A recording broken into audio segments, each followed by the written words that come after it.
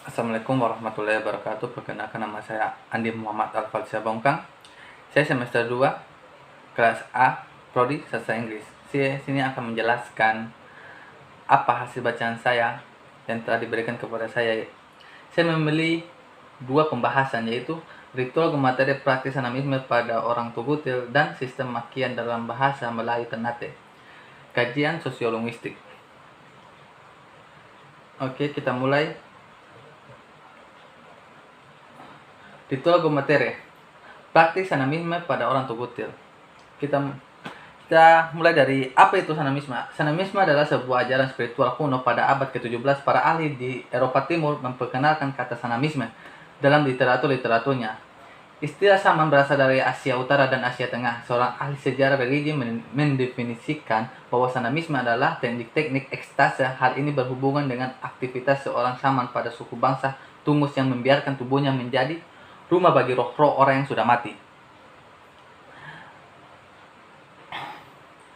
Seorang sama menggunakan berbagai cara untuk mencapai tujuan, yakni kerasukan, yaitu tres. Dalam melakukan ritual dalam tubuh saman yang telah dirasuki, roh akan mengucapkan ramalan-ramalan atau mantra-mantra kesembuhan dan juga jawaban dari berbagai pertanyaan. Ada juga pengertian ogomatere, yaitu saman. Konsep ogomatere memiliki dua pengertian dalam pengertian suku Tubutil. Yang pertama ialah melakukan pengobatan dengan media roh dan dilakukan dalam keadaan kerasukan. Yang kedua yaitu sebagai nama ritual atau upacara pengobatan tersebut. Untuk memahami tulisan ogomatere sengaja dibagi menjadi dua istilah, yaitu ogomatere, yaitu orang yang melakukan pengobatan, dan juga gomatere tanpa o, yaitu sebutan untuk upacara atau ritual. Ogomatere pada umumnya adalah laki-laki, adapun perempuan tapi sangat jarang. Ogomatere pada suku Tubutil bisa disebut sebagai sebuah praktis sanamistis, karena cara ogomatere dalam melakukan pengobatan membutuhkan mengandalkan dan berkomunikasi dengan roh-roh yang disebut ogamanga, dan bisa menguasainya untuk dipergunakan dalam melakukan pengobatan dengan cara verbal dan tidak dengan ramuan. Pengertian ogamanga atau roh. Sistem religi suku Tubutil masih sangat dipengaruhi oleh roh-roh nenek moyang atau roh-roh leluhur. Di sini orang Tubutil masih memberi sesajen dan meminta berkah tetap dilakukan terhadap ogamanga. Orang Tubutil mengenal dua jenis ogamanga, yaitu ogamanga baik dan ogamanga yang jahat. Adapun ogamanga yang baik bersifat baik karena dianggap selalu membantu dan menjaga keselamatan disebut ogamanga mawa. Ogamanga mawa merupakan roh dari orang tua atau para leluhur mereka yang selalu menjaga mereka dan menyelamatkan cucu-cucunya begitu.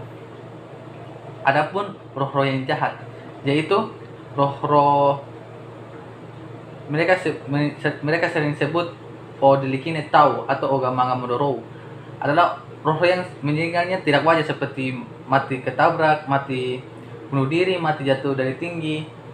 Menurut suku Tubutil, rohnya akan jadi jahat karena selalu penasaran, dan sebagai pelampiasannya mereka selalu mengganggu kehidupan manusia.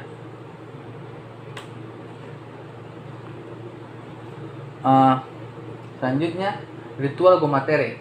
Ritual gomatere dilaksanakan apabila ada permintaan dari pihak keluarga pasien dan yang telah dirundingkan bersama. Ritual pengobatan gomatere akan dilakukan apabila penyakit yang diderita sampai sang pasien tidak kunjung sembuh juga. Seorang dukun ohoro akan menerawang pasien dengan mawi, yang hasilnya adalah pasien tersebut harus diobati oleh ogomatere karena sakit yang diderita didapati oleh roh. Ogomatere bekerja sebagai perantara antara pasien dan roh ogamanga yang dianggap memiliki kemampuan untuk memberikan pengobatan. Ogomatere dalam keadaan kerasukan. Dalam keadaan tersebut, tubuh ogomatere dimasuki oleh ogamanga yang dianggap sebagai horu maduto atau pemilik obat.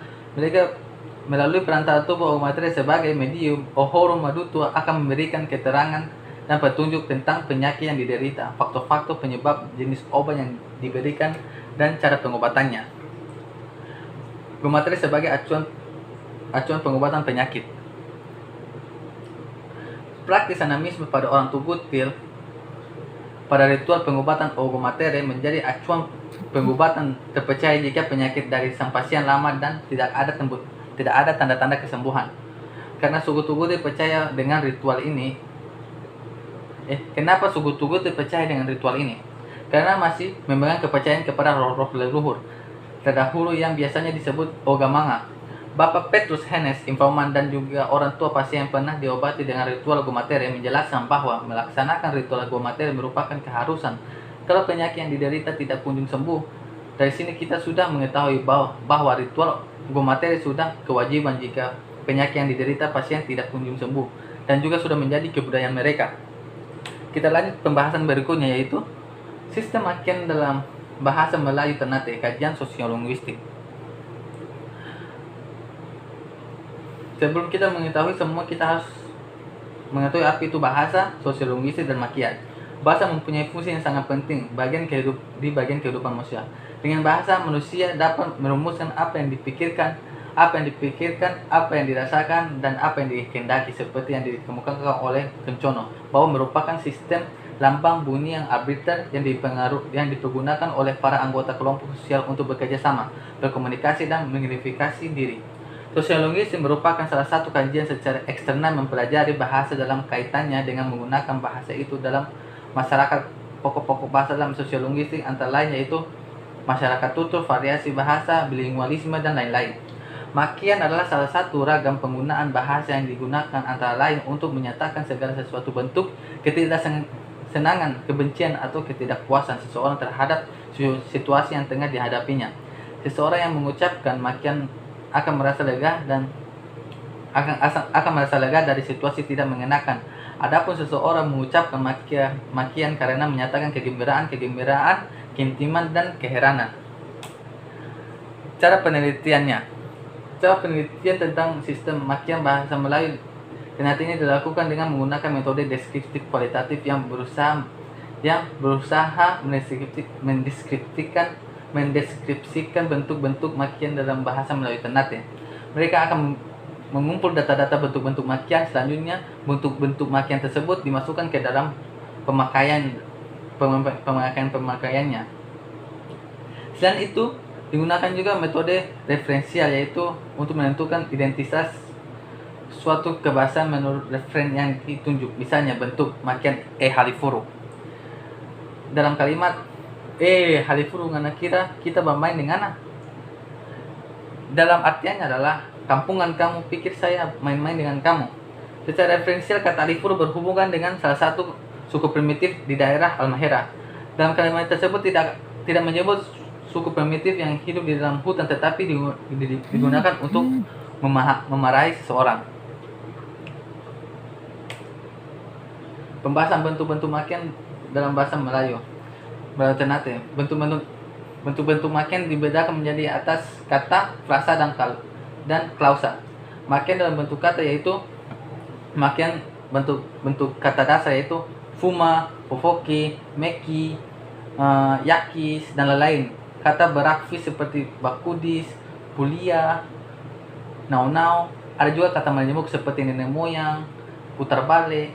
Adapun kata-kata serapan juga dari film telenovela yaitu Carlota, yang bermakna orang yang suka bergosip dan makin berbentuk kata seru, interjeksi seperti woi dan cewek. Makian dalam bentuk frase dalam bahasa Melayu Ternate selalu dalam bentuk nganape atau punya kamu yang letaknya di depan makian. Ada pula makian dalam klausa. Makian dalam bentuk klausa bahasa Melayu Ternate, misalnya ngape biji mata tahu di mana, biji matamu tahu di mana, dalam artiannya. Referensi makian Melayu Ternate, adapun referen yang dimiliki yaitu referensi makian berkategori makhluk halus. Bentuk-bentuk makian mengacu pada sifat-sifat makhluk halus seperti meki, swangi, dan lain-lain. Referensi makian berkategori binatang. Adapun berkategori binatang yaitu yakis, lain-lain. Referensi makian berkategori buah, fofoki. Referensi makian berkategori cacat tubuh, bongo, tuli, Adapun referensi maki yang berkategori profesi kayak papancuri, lonte, rente.